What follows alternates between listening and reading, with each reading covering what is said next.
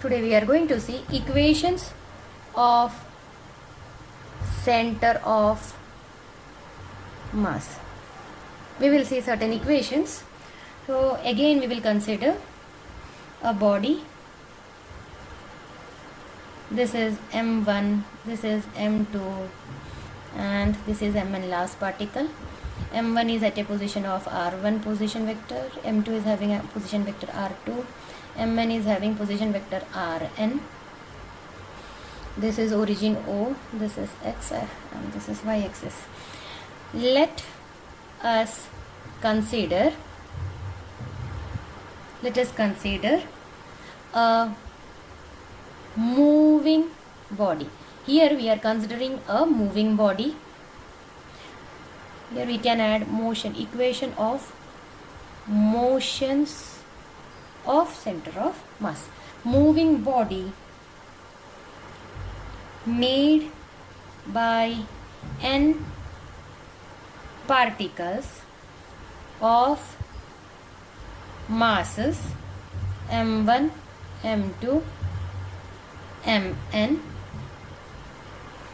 Let r1, r2, rn be the position vectors and v1 bar, v2 bar, vn bar be the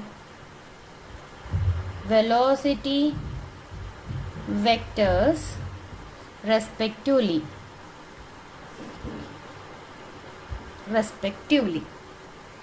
Then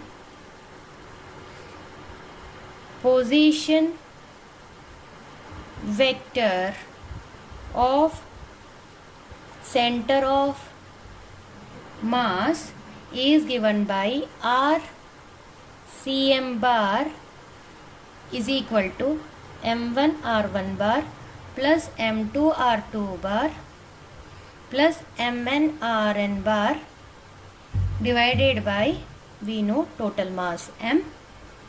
Now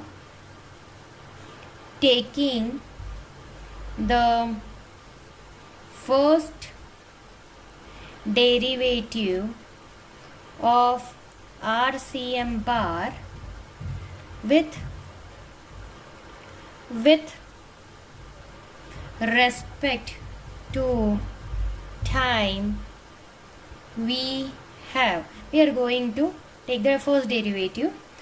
So we will take m over here, m drcm upon dt is equal to m1 dr1 upon dt plus m2 dr2 upon dt plus mn drn upon dt. But we know that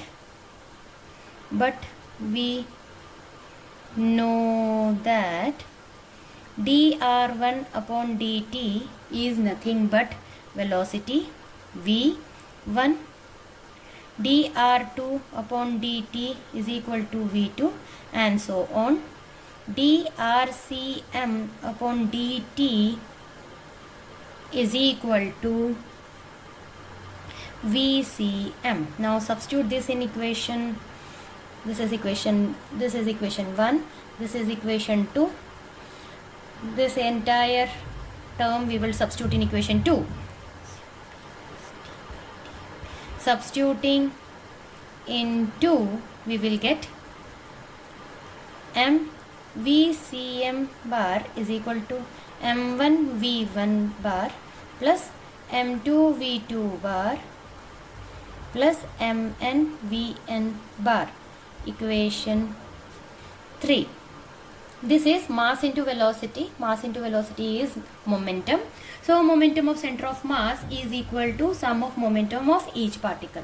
We can say that the momentum of center of mass equals sum of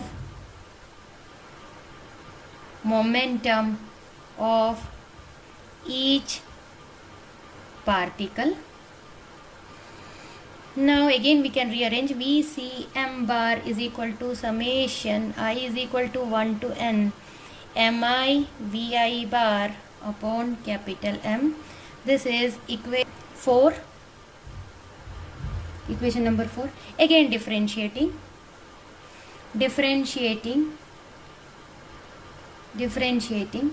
equation 4,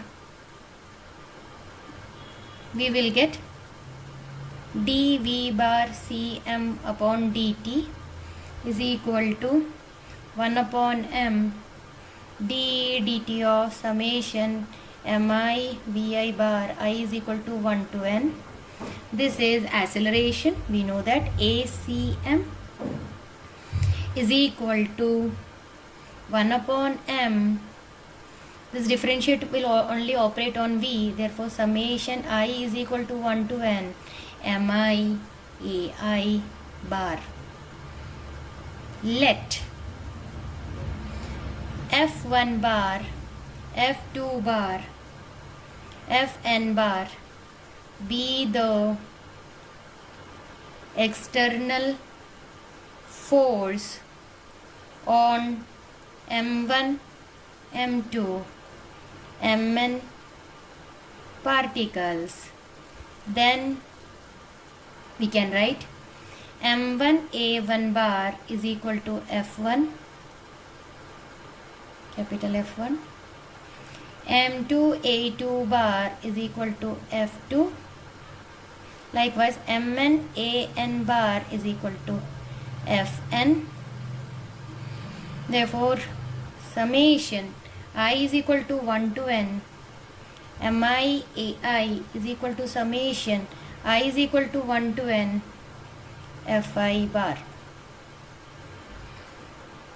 This full term is equal to m times acm. Therefore, m times acm bar is equal to summation I is equal to 1 to n fi bar. Equation number 5. But now we will consider Newton's third law. According to Newton's third law of motion, all the internal forces will occur in equal and opposite, so that the net force, net here we will say internal force on the system is equal to 0. Very important. We will consider a body, and inside this force will act on in this direction. Because of this particle, the force will act on in this direction. So the forces are same in magnitude but opposite in direction, because of which when we will consider the net force, internal force inside the body, that will always be equal to 0 according to Newton's third law. Hence, summation I is equal to 1 to n fi bar represents the sum of only the